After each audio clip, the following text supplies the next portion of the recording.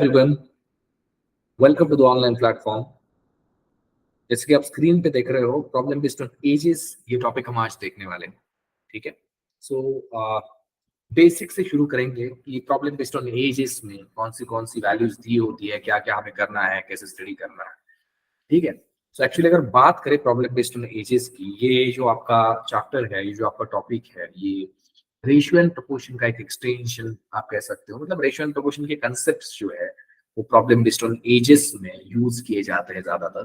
ठीक है। इसके साथ साथ और बाकी भी चीजें आती है, लाइक एवरेज का भी कंसेप्ट आते हैं सारे। देन उसमें परसेंटेज का रेफरेंस होगा।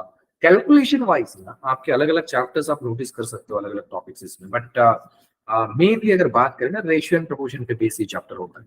सो जब भी आप स्टडी करो, है ना, आपके सारे टॉपिक्स स्टडी करते वक्त हमेशा याद रखिए आपका आ, आ, क्या कहते हैं रेशियो एंड प्रोपोर्शन, ये इसके कंसेप्ट्स पढ़ने के बाद प्रॉब्लम बेस्ड ऑन एजेस हुआ, देन पार्टनरशिप का चैप्टर हुआ, देन मिक्सचर रिलेगेशन, ये एक टॉपिक हुआ। ये तीनों टॉपिक ना आप साइमल्टेनियसली अगर स्टडी करोगे तो वो बहुत अच्छी तरीके से जल्दी आपको समझ में आते हैं। ठीक है। अब बात करते हैं प्रॉब्लम बेस्ड ऑन एजेस की। सी प्रॉब्लम बेस्ड ऑन एजेस में एक बेसिक वे जो है, आपको रेशियो देते हैं आपके क्वेश्चंस में, और उसके थ्रू आपको क्वेश्चंस को आगे बढ़ाना होता है। लेकिन उससे पहले ना कुछ चीजें देख लेते हैं। देखो, अगर मैं कहूँ कि आज एक पर्सन का एज 23 ईयर्स है, मतलब आज एक कोई पर्सन है ए नाम का, ठीक है। आज अगर उसका एज 23 है ना, तो फिर मैं अगर पूछूं कि बताओ 5 साल बाद उसका एज कितना होगा, आप क्या करोगे? 23 में झट से 5 ऐड करोगे और आप बता दोगे कि 28 ईयर्स उस पर्सन का एज है 5 साल बाद। समझ रहे हो? लेकिन अगर मैं कहूं कि किसी पर्सन का 3 साल पहले, 3 ईयर्स अगो, अगर एज 23 होता है, तो what will be his age 5 years after. ठीक है। तो आप ऐसा नहीं कर सकते कि 23 + 5, ये 5 साल बाद भी 28 ही होगा। तो ये तो गलत हो गया। एक तो ये फर्स्ट वाला गलत है या फिर सेकंड वाला गलत है। तो एक्चुअली अगर देखा जाए ना, ये सेकंड वाला आपका गलत है, पहला वाला सही है। समझ रहे हो ना? सो क्यों ये हुआ? क्योंकि आपने ना एक चीज यहाँ पे नोटिस की होगी कि ये जो मैंने पहली वैल्यू दी है 23 ईयर्स, 23 साल, ये यहाँ पे 3 साल पहले वाली वैल्यू है, और यहाँ पे जो मैंने दी थी वो प्रेजेंट वाली वैल्यू थी। समझ रहे हो आप? सो प्रेजेंट की वैल्यू होना, उसमें आप डायरेक्ट 5 ऐड करना अलग चीज है, और कुछ पास्ट वाली वैल्यू होना, उसमें उसमें अगर आप 5 साल ऐड करते हो वो अलग वैल्यू आपको मिलती है। कैसे सोचना है इसको देखो, मैं क्विकली बताता हूँ आपको। जब आप वैल्यूज कंसिडर करते हो, आपके 3 टेंसेस आपको पता होंगे। प्रेजेंट टेंस होता है, एक होता है फ्यूचर टेंस, ठीक है, और होता है एक पास्ट टेंस, मतलब जो आपकी पास्ट में प्रीवियस वाली कोई वैल्यू बताता है। अब मैंने जो आपको 23 बताया था वो प्रेजेंट वाली वैल्यू थी। उससे आपको मैंने 5 साल बाद वाली पूछी, मतलब 5 साल आगे जाना था, तो आपने 23 में 5 ऐड करके 28 आंसर बता दिया। लेकिन मैंने जो दूसरी वैल्यू बताई थी आपको 23, वो 23 पास्ट में थी। ठीक है। और ये कितने पास्ट में थी? तो 3 ईयर्स एगो थी। समझ रहे हो ना? 3 ईयर्स पीछे थी। तो मुझे प्रेजेंट में आने के लिए पहले 3 उसमें ऐड करके ये 26 लिखना था आज का। समझ रहे हो आप? 23 साल मेरा जो एज था, जिस पर्सन का एज था, वो पास्ट वाला था। तो 3 ऐड करने के बाद मैं प्रेजेंट में आया, और फिर मैंने जो 5 साल वाला पूछा, मतलब 26 में 5 ऐड करने के बाद 31 उसका आंसर आना चाहिए था। तो अगर ये मुझे पहले ही गेस हो जाता, मैं अगर +3 और +8, मतलब +5, अगर +8 कर देता डायरेक्ट 23 में, तो मेरा आंसर डायरेक्टली 31 आ सकता था। तो जब भी आप सॉल्व करो, ये चीजें वहां पे नोटिस करो। अब नोटिस करते वक्त क्या होता है, आपके क्वेश्चंस में कुछ वर्ड्स लिखे होते हैं। लाइक ये पास्ट दिया है, पास्ट को रिप्रेजेंट कैसे किया जाता है? किसी भी वैल्यू, किसी भी रेशियो के आगे ना एगो लिखा होगा, या फिर बिफोर लिखा होगा। मतलब वो जो वैल्यू है, वो जो भी चीजें कंडीशंस दी है, वो सारी की सारी पास्ट को रिप्रेजेंट कर रही है। तो आप जब भी उसको फ्यूचर या प्रेजेंट के साथ कंपेयर करोगे, तो भूलना नहीं है आपको किस तरह से कैलकुलेशन करना है। प्रेजेंट की वैल्यू होती है तो डायरेक्ट +-5 कर सकते हो आप। लेकिन पास्ट या फ्यूचर की होती है तो उसमें थोड़ा सा आपको अच्छी तरीके से ऑब्जर्वेशन करना पड़ेगा। फ्यूचर की कोई भी वैल्यू या फिर रेशियो दी होती है, तो उसके उसको कैसे रिप्रेजेंट किया जाता है? तो फ्यूचर की वैल्यू को रिप्रेजेंट करने के लिए एक तो वो आफ्टर वर्ड यूज करते हैं, ठीक है, या फिर हेंस ये वर्ड यूज करते हैं। ठीक है। तो इन दोनों वर्ड से आपको पता चलता है कि वो जो कंडीशंस दी है उन्होंने, वो कौन से पर्टिकुलर समय की कंडीशन है, पास्ट की है, फ्यूचर की है। तो प्रेजेंट की नोटिस करने के लिए इतना ज्यादा कोई डिफिकल्ट है नहीं, इज आर वर्ड से वो पता चल जाता है, ठीक है, कि वो प्रेजेंट वाली वैल्यू, तो प्रेजेंट तो आराम से पता चल जाएगा आपको, लेकिन पास्ट और फ्यूचर की जो वैल्यूज नोटिस है उसको थोड़ा सा ना अच्छी तरीके से देखा करें, ठीक है। जो भी कंडीशंस आपके क्वेश्चन में दी जाती है उनमें पॉपुलर अगर कोई कंडीशन है एजेस के बारे में, जिनके बारे में वो आपको डेटा देते हैं, वो होता है रेशियो। अब रेशियो होता क्या है, कोई भी वैल्यूज जो है जब आप उनके मैग्नीट्यूड को कंपेयर करते हो ना, उसको रेशियो कहा जाता है ना। और जिन दो चीजों का आप रेशियो लोगे वो चीजें सेम टाइप की होनी चाहिए। सेम टाइप के मतलब क्या, जैसे कि अगर दो लोगों के एज को आप कंपेयर कर रहे हो, उनके एजेस का रेशियो लोगे तो वो सही बात होगी, क्योंकि आप एज के साथ एज कंपेयर कर रहे हो। लेकिन अगर आपके क्वेश्चन में एक पर्सन का एज है और दूसरे पर्सन का वेट है, और आप एज को वेट के साथ रेशियो लेना चाहते हो, वो मैच ही नहीं करेगा, because you are considering ratio of age and weight. So दोनों अलग अलग टाइप की क्वांटिटी हुई। So when you will compare the values, no, values should be of same type, तभी आप उसका रेशियो ले पाओगे। रेशियो कैसे लिया जाता है, देखो यहाँ पे बेसिकली अगर मैं कहूँ कि ए पर्सन है मेरे पास और बी पर्सन है, ठीक है, और ए पर्सन का जो एज है, यहाँ पे लिखता हूं मैं, मेरे पास दो पर्सन है, कोई ए पर्सन है और बी पर्सन है। ए का एज अगर 20 है और बी का अगर 30 है, तो इसका रेशियो कैसे ले सकते हो आप, उस एजेस की वैल्यू के बीच में बस कोलन लगा लो। ये कोलन रेशियो को रिप्रेजेंट करता है। इसको रीड कैसे करते हैं, 20:30, ठीक है। अब ये हुई तो ओरिजिनल वैल्यू, ओरिजिनल वैल्यू का रेशियो ले लिया मैंने। मैं इसको ना रिड्यूस भी कर सकता हूँ। मैं अगर इसको 2 से डिवाइड करूँ दोनों को, तो यहाँ पे 2 से या फिर 10 से डिवाइड करो दोनों को, तो ये मुझे 2:3 आंसर दिलाएगा। तो ये जो 2:3 आपको दिख रहा है ना, ये है ए और बी का रेशियो, है ना, उनके एज का रेशियो। तो आपके क्वेश्चन में फर्स्ट टाइप में ऐसा हो सकता है कि वो आपको डायरेक्ट ओरिजिनल वैल्यू दे दे, 20 साल, 30 साल, 40 साल, 50 साल, जो भी है, या फिर उसका रेशियो दे सकते हैं। अगर रेशियो दिया जाता है तो देखो 2:3 जो है, यहाँ पे आप उसको 2x 3x कंसिडर कर सकते हैं। लेकिन हम ना उसको के बारे में थोड़ी देर के बाद बात करते हैं। सबसे पहले तो हम देखेंगे यहाँ पे कि ये पहला टाइप है हमारा। फिर सेकंड इसमें वो रेशियो कैसे देंगे आपको, देखो सेकंड इसमें वो क्या कहेंगे, वो कहेंगे एज इज 3 times ऑफ बीज एज, ऐसा कहा जाएगा। देखो ये कंपैरिजन किया है उन्होंने कि ए का एज जो है वो बी के 3 टाइम्स है।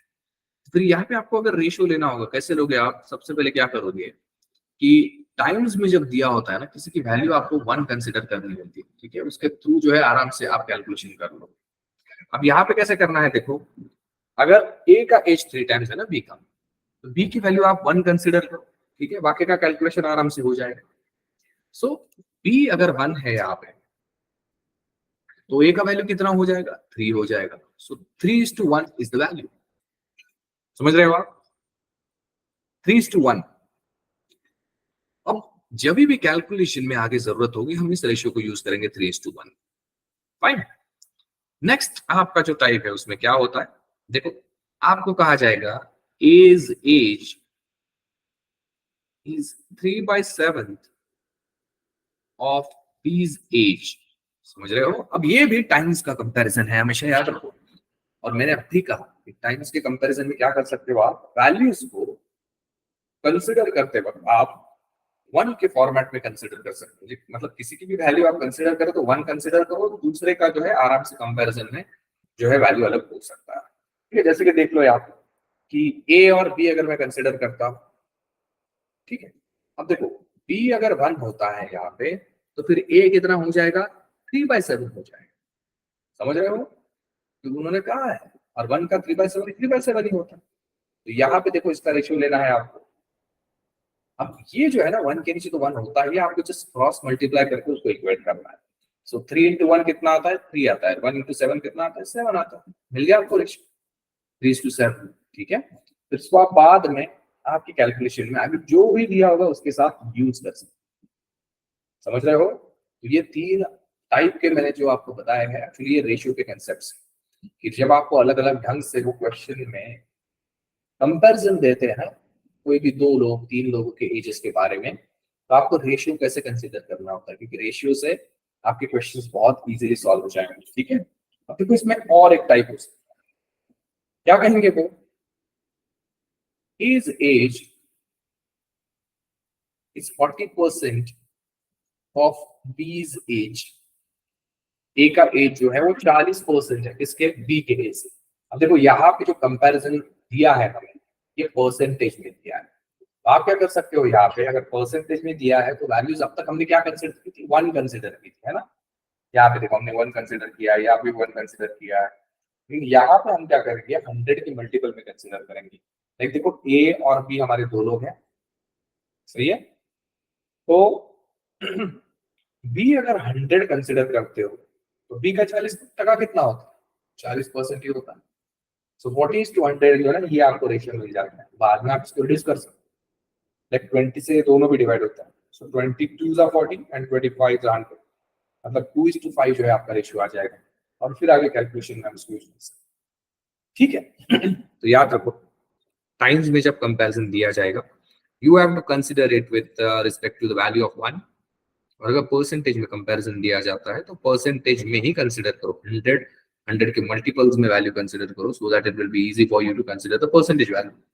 ठीक है, चलो इसमें और एक टाइप में पूछा जा सकता है, वो कह सकते हैं कि as is 40% more than B। समझ रहे हो, ए का एज जो है वो 40% मोर है। याद रखो 40% होना और 40% मोर होना, ये दोनों चीजें अलग अलग है, लेकिन कंसिडरेशन तो हमें 100 के मल्टीपल में करना है। बी अगर 100 होता है तो ए कितना होगा, बी का जितना भी वैल्यू है वो तो ए के पास है, लेकिन उसका 40% ज्यादा भी है, तो 100 का 40% कितना होता है, 40 होता है, मतलब ए के पास कितना है, 100 + 40 140 है।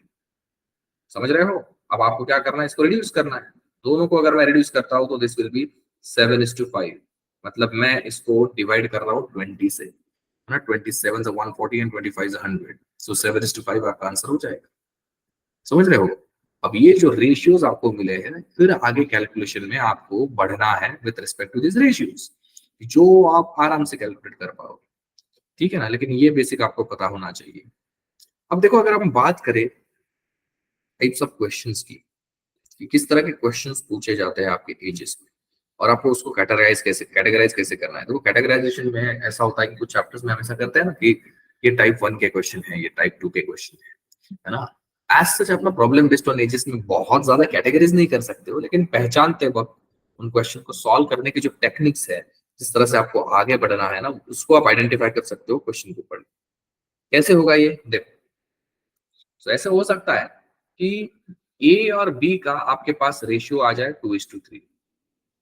समझ रहे हो, अब मैं कहूंगा आपको कि ratio of ages of A and B is 2:3, मतलब आज का रेशियो उनका 2:3।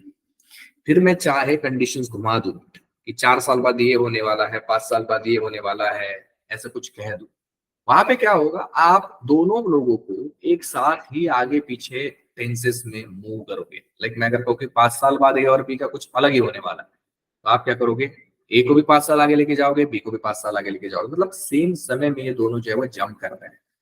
समझ रहे हो, ये एक आपका क्वेश्चन होगा। तो यहाँ पे आप क्या कर सकते हो, ए और बी का अगर एज 2:3 दिया है ratio, so 2x 3x value direct consider कर सकते हो as the age of A and B. Second way में क्या होगा, देखो आपको मैं सेंटेंस लिखता हूँ यहाँ, है ना, आपको कहा जाएगा ratio of age 3 years ago to B's age 3 years after is 2:3। समझ रहे हो आप, मतलब ए का 3 साल पहले वाला जो भी एज है ना, और बी का 3 साल बाद वाला जो एज है, उनका रेशियो 2:3 है। अब यहाँ पे प्रॉब्लम क्या आता है कि आप इसको 2:2x 3x तो ले नहीं सकते, क्योंकि 2x जो एज पकड़ोगे ए का वो 3 साल पहले वाला होगा, और बी का 3 साल बाद वाला एज है। एक समय में जंप नहीं करवा सकते हो ना, मैं अगर कहूँ कि 5 साल बाद बताओ, तो यहाँ पे प्रॉब्लम ये होगा कि बी का तो पहले 3 साल बाद वाला एज है, उसमें 5 साल बाद वाला कैसे करोगे आप। और ए का भी 3 साल पहले वाला है, उसमें 5 साल ऐड करोगे तो वो तो 2 साल ही आगे चले जाएगा। मतलब ये मैच नहीं होंगे कभी। एक साथ इनको मूवमेंट करना बहुत डिफिकल्ट होगा आगे पीछे, है ना। तो फिर यहाँ पे आपको क्या करना होता है, जैसे आपने 2x 3x कंसिडर किया है, आपको ए और बी का एज जो है, अगर ए का आज का एज x और बी का y कंसिडर करता हूँ, तो ए का 3 साल पहले वाला x-3 होगा और बी का 3 साल बाद वाला मतलब y+3 होगा। और फिर इसका जो भी कंपैरिजन दिया होगा कि इनका आज का रेशियो 2:3 है, तो देखो ये कैसे आ जाएगा, लाइक इसका आंसर 2:3 होगा। फिर यहाँ पे रेशियो आपको इस तरह से लेना पड़ेगा। तो ये दो अलग अलग टाइप्स है जहाँ पे दोनों रेशियोज को रिप्रेजेंट करते वक्त एक समय में रिप्रेजेंट किया जाएगा और दूसरे कंडीशन में उनको जो है अलग अलग समय में रिप्रेजेंट करके एक साथ पूछा जाएगा। तो बस इतना काफी है टू अंडरस्टैंड किस तरह से जो है बेसिक क्वेश्चंस में आपको ये वैल्यूज दी जाएगी, किस तरह से पूछी जाएगी। ठीक है, सो आई होप ये समझ में आया है आपको। ठीक है, आप इसको रिवाइंड करके भी देख सकते हो, you can take screenshot of this book. ठीक है, तो जब भी हमारा क्वेश्चन फिनिश होगा, सॉल्यूशन हम अब क्वेश्चन करने वाले हैं, तो क्वेश्चन फिनिश होने के बाद क्विकली उसका आंसर मार्क करने के बाद स्क्रीनशॉट ले लीजिए आप, सो दैट आप जो है अगर आप उसको फिर से स्टडी करने बैठते हो, रिवाइज करते हो, तो इजीली आपको समझ में आएगा किस तरह से सॉल्व करना। ठीक है, अब देखो क्वेश्चंस के थ्रू हमें इस चैप्टर को पढ़ना क्यों जरूरी है, क्योंकि क्वेश्चन से ही आपको पता चलता है कि वेरिएशंस किस तरह से आते हैं क्वेश्चन। ठीक है, वेरिएशंस जब आते हैं आपको पता चलता है क्वेश्चन में कौन सा डेटा गिवन होता है, कौन से डेटा को इंपॉर्टेंस देके किस वे से आपको सॉल्व करना, समझ रहे हो आप। तो वो आप हम क्वेश्चन के थ्रू करेंगे। ये जो चीजें हमने देखी है, मे भी ऐसा हो सकता है कि सारी चीजें आपके माइंड में इतने अच्छी तरीके से कंफ्यूजन में भी हो सकते हो आप कुछ कुछ चीजों के बारे में, तो वो सारे के सारे जो डाउट्स है ना आपके क्वेश्चन के थ्रू क्लियर हो जाएंगे। ठीक है, तो लेट्स सी। हम पहला क्वेश्चन मैं यहाँ पे डिस्प्ले करता हूँ, आप सब लोगों को उस क्वेश्चन को अच्छे से पढ़ना है। ठीक है, देखना है कि कौन सी वैल्यूज उसमें गिवन है और क्या हमें करना होता है। This is the first question. The ratio of father's age to the son's age is 4:1। देखो डायरेक्ट रेशियो दिया है, मैंने कहा था रेशियो डायरेक्ट नहीं दिया है तो आपको पहले कंसीडर करना पड़ेगा, लेकिन यहाँ पे गिवन है। The product of their ages is 196, है ना। The ratio of their ages after 5 years will be, 5 साल बाद, है ना, उनके एज का रेशियो कितना होने वाला है आज अगर वो 4:1 है तो। देखो ऐसे क्वेश्चन में क्या होता है, एक तो आपको रेशियो दिया होता है, कोई कंडीशन दी होती है, जैसे कि यहाँ पे प्रोडक्ट दिया है। प्रोडक्ट मतलब क्या, मल्टीप्लीकेशन, समझ रहे हो, है ना। ये प्रोडक्ट की जगह पे कभी सम आएगा, ठीक है, ये प्रोडक्ट की जगह पे डिफरेंस आएगा, प्रोडक्ट की जगह पे कभी एवरेज आएगा, है ना। ये अलग अलग वैल्यूज आ सकती है।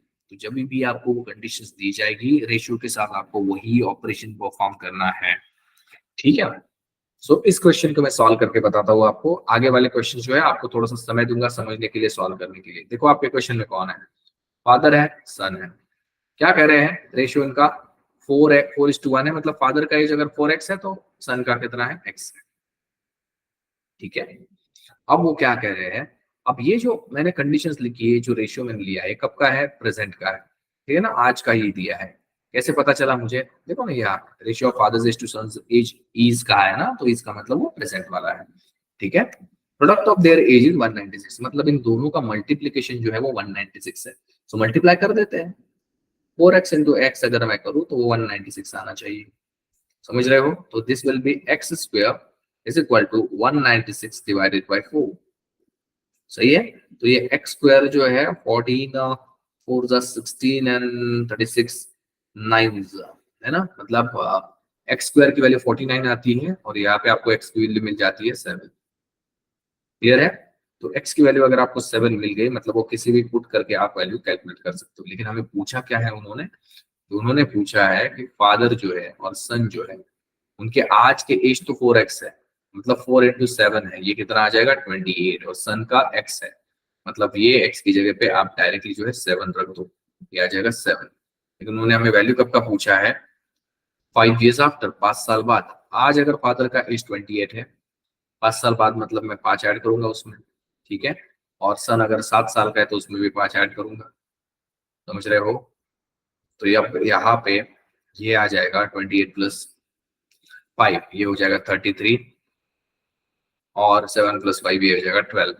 और ये 33 और 12 3 से डिवाइड होता है, तो ये आ जाएगा 11:4। मतलब आपका यहाँ पे आंसर जो है वो मिल रहा है 11:4। Option number C is the correct answer for this.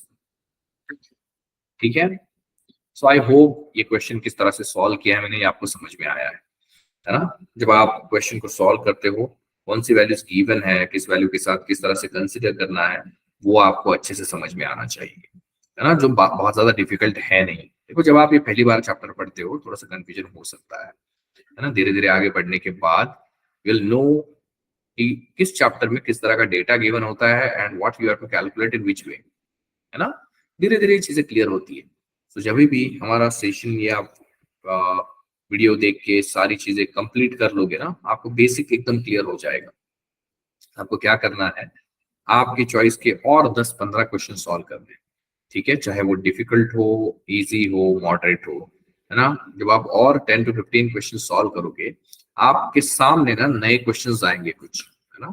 और मे भी ऐसा हो सकता है कि मेजोरिटी क्वेश्चन जो है इन लॉजिक से सॉल्व हो जाए और कुछ जो नए वाले क्वेश्चन है उसमें थोड़ा सा आपको टाइम लगे, लेकिन एक बार वो पता चल जाए ना क्वेश्चंस के फॉर्मेट किस तरह से होते हैं, आप आराम से ये चीजें डील कर लोगे। So I hope this is clear. मैं अभी नेक्स्ट क्वेश्चन डिस्प्ले करने जा रहा हूँ and I will give you little bit time to solve that question. ठीक है ना, देखो यहाँ क्या करे क्वेश्चन में, Mister Sohan Lal is 4 times as old as his son. Sohan Lal जो है उनके बेटे से 4 times उनका एज है।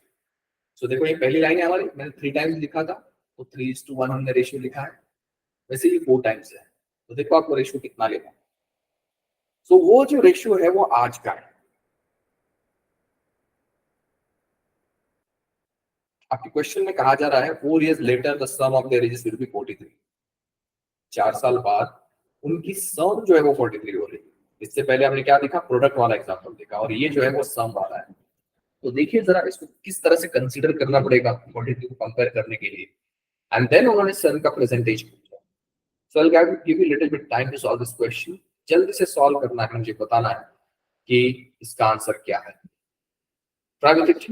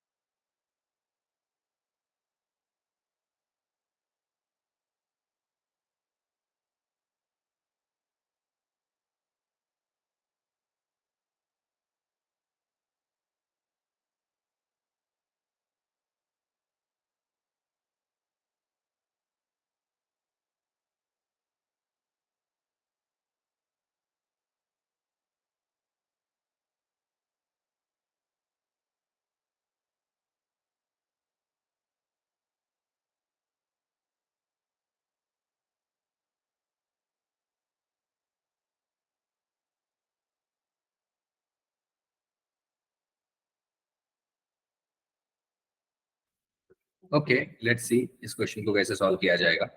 देखो, सबसे पहले आपके क्वेश्चन में कौन है, आपके क्वेश्चन में है सोहन लाल है, ठीक है, और सोहन लाल का सन भी है। क्या कह रहे हैं आपको, Sohan Lal 4 times as old है इसके सन के, मतलब सन अगर एक्स है, सोहन लाल उसका 4 times मतलब 4x है। ठीक है, अब देखिए ये कब का रेशियो है आपके पास, सोहन लाल और उसके सन का, तो ये है प्रेजेंट का रेशियो। सही है ना, ये प्रेजेंट का है, लेकिन ना आपको वो क्या कह रहा है, 4 years लेटर, मतलब 4 साल बाद वाला डेटा कंसिडर करना है।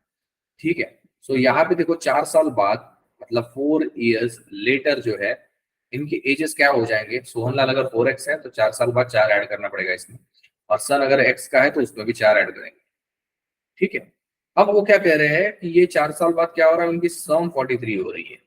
अब हम क्या करेंगे, 4 साल बाद वाली एज को ऐड करके 43 से कंपेयर करेंगे। सो कितना हो जाता है, देखो 4x प्लस एक्स, ये हो जाएगा 5x प्लस 4 प्लस 4, ये हो जाता है 8 इज इक्वल टू 43। सही है। फिर 5x, ये 8 इस साइड चले जाएंगे, माइनस हो जाएंगे 43 से, तो ये हो जाएगा 43 माइनस 8, मतलब ये हो गया 35। सो 5x इज इक्वल टू 35 अगर है तो x is equal to 35 divided by 5, मतलब x इज इक्वल टू जो है वो 7 आता है। उन्होंने पूछा है सन का प्रेजेंट एज, ठीक है ना। सन का प्रेजेंट एज देखो यहाँ पे प्रेजेंट है ना, और सन का प्रेजेंट एज तो मुझे x दिख रहा है, मतलब इस x की ओरिजिनल वैल्यू कितनी आएगी, 7 years। आपका आंसर होगा option number B. I hope this is clear. Ratio किस तरह से दिया जाता है, कंडीशंस के साथ उसको किस तरह से कंपेयर करना है, ये आप लोगों को समझ में आया है, ठीक है। सो हम आगे बढ़ते हैं with next question. This is the next question. The ratio of Vimal's age and Aruna's age is 3:5। तो विमल और अरुणा का एज जो है उसका रेशियो 3:5 है, and sum of the ages in is 80 years। In नहीं इज चाहिए था, ठीक है ना। तो ये सिमिलर क्वेश्चन है like the previous one. The ratio of their ages after 10 years। 10 साल के बाद आपको रेशियो बताना है उसका क्या है। आज तो 3:5 है, ठीक है ना।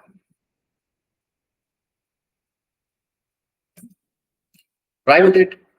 थोड़ी देर के बाद हम इसका एक्सप्रेशन देखेंगे, आप किस तरह से सॉल्व करते हैं वो क्विकली, ये देखते हैं।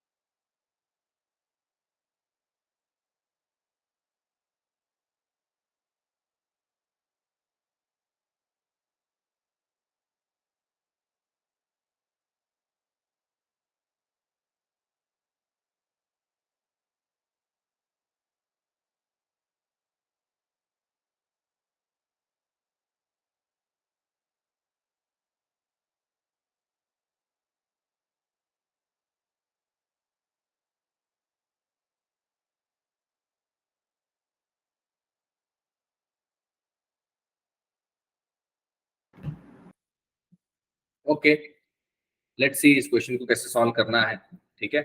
देखो यहाँ पे क्या कहा है आपको, एक विमल है आपके क्वेश्चन में, एक अरुणा है, ठीक है ना, और इन दोनों के एज का रेशियो 3:5 है। तो मैं क्या कंसिडर करता हूँ कि विमल का एज 3x है, अरुणा का एज 5x, ठीक है।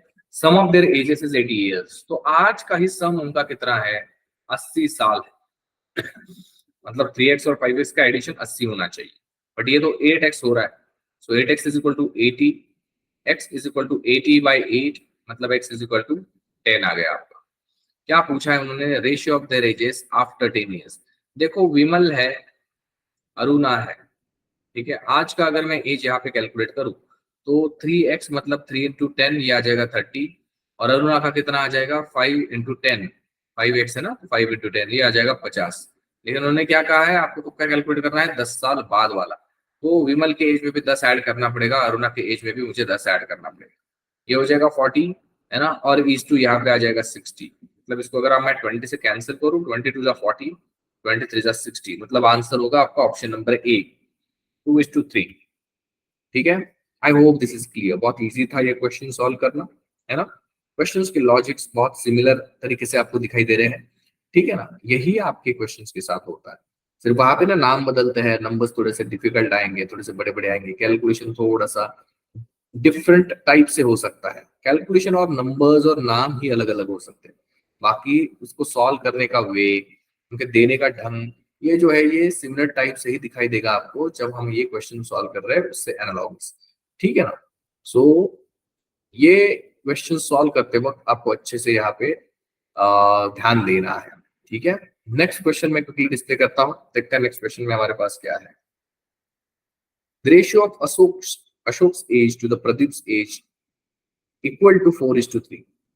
देखो अशोक का और प्रदीप का एज का रेशियो 4:3 है आज का, ऐसा समझ लो। Ashok will be 26 years old after 6 year, 6 साल के बाद अशोक 26 का होने वाला है। तो you can either consider it in present tense और 6 साल बाद वाला condition. How old is Pradeep now, Pradeep का आज का एज बताना है। तो जो चीजें हमने देखी है, जो वैल्यूज हमने सॉल्व की है अभी तक, है ना, उस पर बेसिक क्वेश्चन आराम से सॉल्व हो जाएगा। तो आप लोगों को मैं थोड़ा सा समय देता हूँ सॉल्व करने के लिए। Solve it quickly, then will go for the solution. किस तरह से इसको सॉल्व करना है वो हम देखेंगे, ठीक है।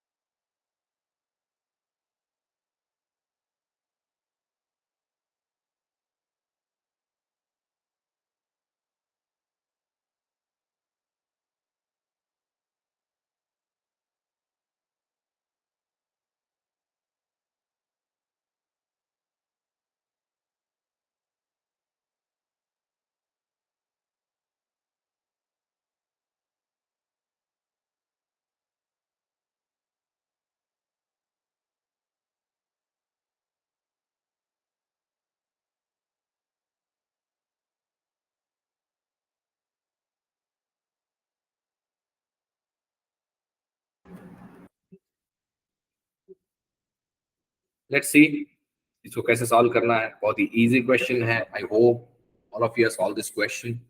देखो यहाँ पे क्या कह रहे हैं, सबसे पहला पर्सन है आपका अशोक, ठीक है ना, और दूसरा जो पर्सन है उसका नाम है प्रदीप।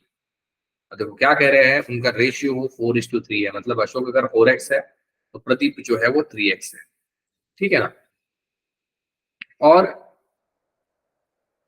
6 साल बाद अशोक 26 ईयर्स का होने वाला है। तो मैं क्या करता हूँ यहाँ पे 6 ईयर्स आफ्टर वाला एक कंडीशन कंसिडर करता हूँ, जिसमें अशोक जो है 6 साल बाद वो हो जाएगा 4x+6 साल।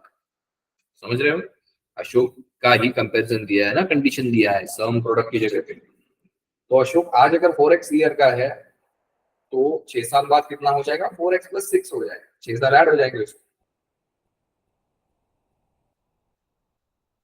और 6 साल बाद ऐड होने के बाद वो 26 साल का होने वाला है, 26। मतलब यहाँ पे अगर हम कंसिडर करें तो 4x इज इक्वल टू, ये 6 इस साइड चले जाएंगे, माइनस हो जाएंगे 26 से, ये रह जाएगा 20। सो x इज इक्वल टू कितना आ रहा है, 20 डिवाइडेड बाय 4 मतलब 5 आ रहा है। अब उन्होंने क्या पूछा है, प्रदीप का आज का एज। तो प्रदीप का आज का एज अगर हम बात करें तो ये तो 3x है। 3x से मतलब कितना है, सो 3 इंटू 5 है, मतलब ये कितना मिल रहा है हमें, 15 ईयर्स।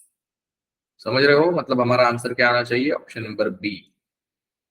ठीक है, बहुत इजी क्वेश्चन था। ठीक है, कंडीशंस को अच्छे से समझिए, जब आप रीड करते हो ना, इस तरह से कंडीशंस दी होती है, ये आपको समझना होता है। ठीक है, चलो तो यहाँ पे नेक्स्ट क्वेश्चन देखते हैं क्विकली किस तरह से सॉल्व करना है। Sachin was twice as old as Ajay 10 years बैक। देखो ये जो रेशियो दिया है, सचिन ट्वाइस है अजय का, ये 10 साल पहले वाली बात है। तो 10 साल पहले वाला अगर रेशियो है, आपको प्रेजेंट रेशियो किस तरह से कंसीडर करना है वो देखना हो। उन्होंने क्या पूछा है, how old is Ajay today. Ajay का आज का एज कितना है, if Sachin will be 40 years old 10 years later। सो 10 साल बाद अगर सचिन 40 साल का होता है, तो यहाँ पे वो अजय जो है उसका आज का एज कितना है ये फाइंड आउट करना है। ठीक है, so I hope this is clear. ठीक है, तो मैं कुछ समय देता हूँ सॉल्व करने के लिए, आपको क्विकली सॉल्व करना है आंसर। ठीक है, देखते हैं आप कितने जल्दी इसको सॉल्व करते हैं। चलो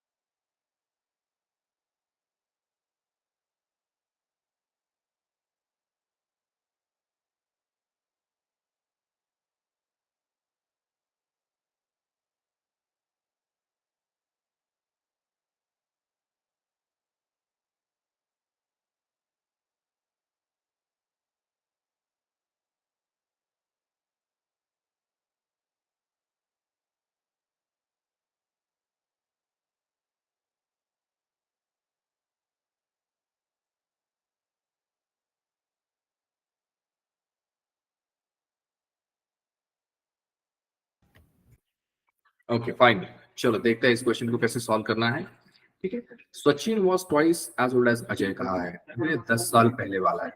तो यहाँ पे आपके दो लोग हैं, एक सचिन है और दूसरे पर्सन का नाम है यहाँ पे अजय। ठीक है, twice as old as Ajay कहा है, तो आपका जो सचिन है उसका एज अगर मैं कंसिडर करता हूँ 2x, अजय x का हो जाएगा। ये तो कंपैरिजन दिया है, ये कब का है, 10 years बैक, मतलब 10 साल पहले वाली ये कंडीशन है। समझ रहे हो, how old is Ajay if today Sachin 40 साल का है। देखो ये 10 साल पहले वाला अगर होगा तो हम दोनों का प्रेजेंट एज कैसे कंसिडर करेंगे। देखो प्रेजेंट में ये 10 साल पहले वाला है, तो सचिन आज कितना साल का होगा, 2x+10 का होगा, और अजय जो है वो x+10 का होगा। सही है, लेकिन हमें कंपेयर करने के लिए ये जो 40 साल दिया है, ये 10 साल 10 years लेटर वाला वैल्यू दिया है। समझ रहे हो आप, अगर लेटर वाला वैल्यू दिया है मतलब सचिन भी 2x+10 और उसके 10 साल आगे, और इसकी वैल्यू 40 है ऐसा कहा है। तो यहाँ पे अगर हम इसको देखें तो 2x+20 इज इक्वल टू 40 आ जाता है ये। So this will be 2x is equal to 40 minus 20, जो कि 20 आ जाता है। x इज इक्वल टू जो है 20 डिवाइडेड बाय 2, मतलब x की वैल्यू आती है आपकी 10। सो इसको यूज करके आप you can find out any value. Ajay का आज का, टुडे मतलब आज का फाइंड आउट करना है। तो अजय का आज का एज मुझे कहाँ दिख रहा है, देखो यहाँ पे x+10, बस इसकी वैल्यू बतानी है आपको। दिस विल बी x मतलब कितना, 10+10 मतलब कितना हो जाएगा आंसर आपका, 20 years। So I hope this is clear. Option number A will be the correct answer for this one.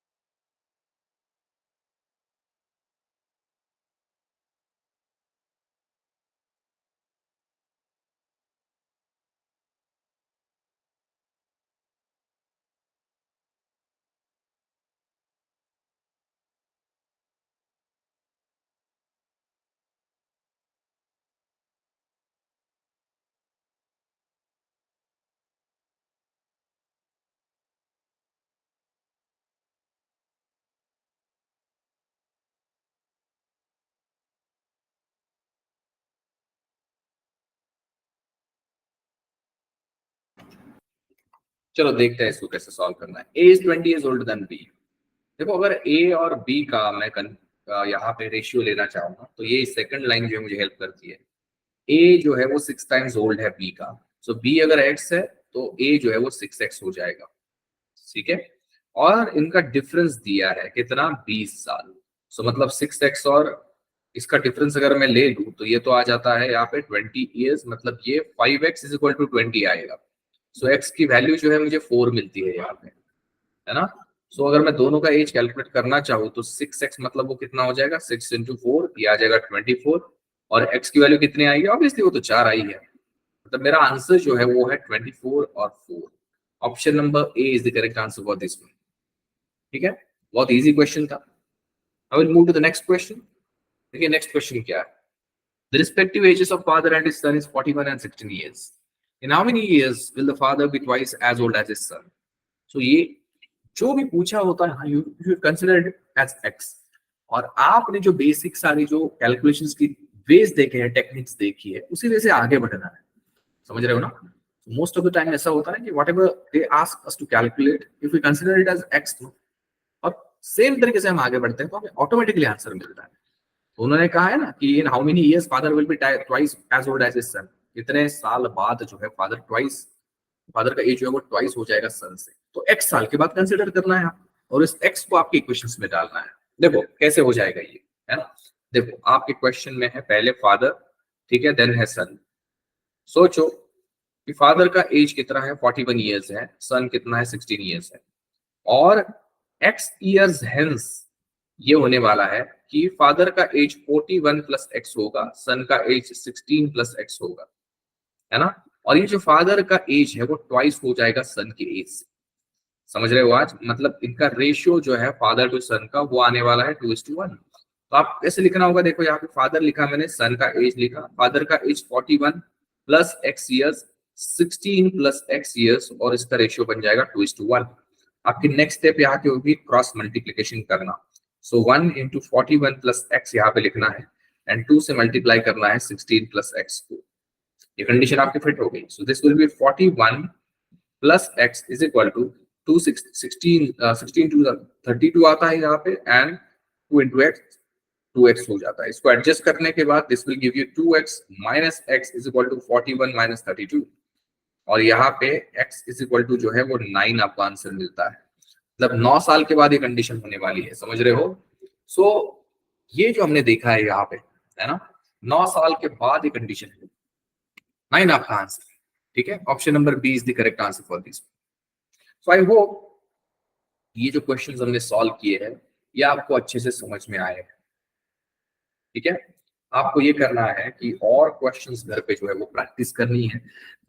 धीरे धीरे आप प्रैक्टिस बढ़ाओगे ना, all you will understood this concept very easy, ठीक है। तो हम और आने वाले सेशंस में इसके और जब सेशंस करेंगे और क्वेश्चन, तो आराम से आपको और डिफिकल्ट वाले क्वेश्चन जो है वो सॉल्व हो जाएंगे आपसे, ठीक है। सो तब तक के लिए आप अच्छे से पढ़ाई करिए, नेक्स्ट सेशन में हम और अच्छे क्वेश्चंस के साथ मिलेंगे, ठीक है। तब तक के लिए यहाँ पे स्टॉप करते हैं। Thank you so much, bye bye.